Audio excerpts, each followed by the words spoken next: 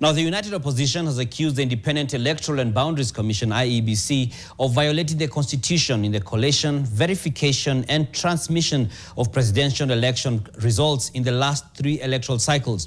The petitioners contend that the IEBC has breached several constitutional provisions, particularly at the National Tallying Center, where they argue the commission should only collate and announce results from constituencies and should not verify, change or reject them. As NTV's Laban Shaban reports, the matter is in court, awaiting directions on the 16th of December 2025.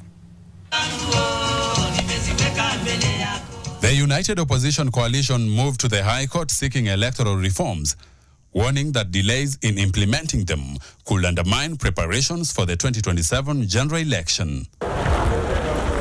In the petition filed at the Milimani High Court, opposition leaders Stephen Kalonzo Musyoka, Rigathi Gachagua, Fred Matiang'i, Eugene Wamalwa, Franklin Mithika Linturi, Justin Muturi are challenging what they term as unconstitutional transmission, alteration and collation of presidential results outside constituency tallying centers, arguing that such practices have repeatedly cast doubts on the credibility of past elections.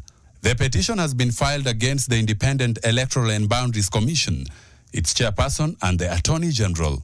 In an affidavit supporting the application for urgency, Advocate Gitobu Imanyara, who is representing the petitioners, says the coalition is seeking orders compelling IEBC to undertake critical reforms ahead of the 2027 polls. Among the key reforms sought are gazetting all polling stations at least 6 months before the August 2027 general election, a declaration that presidential results declared at the constituency level are final, a prohibition against centralized verification of presidential results, mandatory ballot reconciliation at every polling station. IEBC must publish and unveil the final voters' register 3 months before elections to allow scrutiny and prevent irregularities.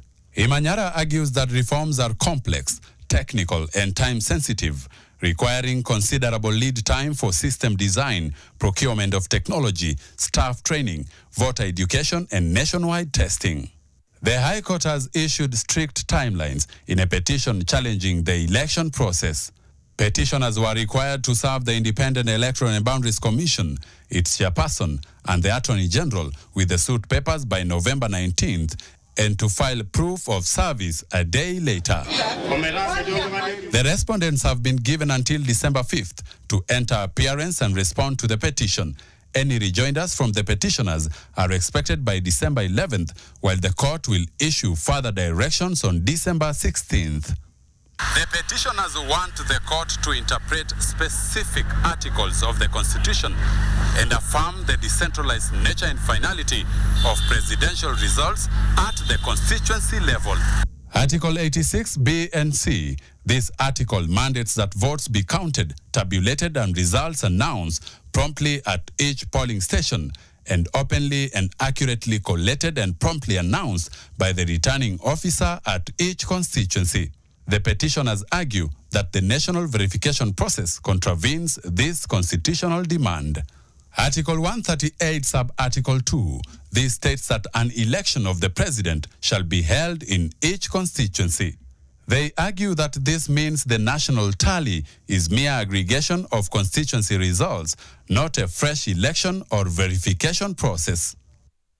Appearing on NTV's Fixing the Nation, Jubilee Deputy Party Leader Dr. Fred Matiang'i alleged that monkey business has long characterized Kenya's presidential elections.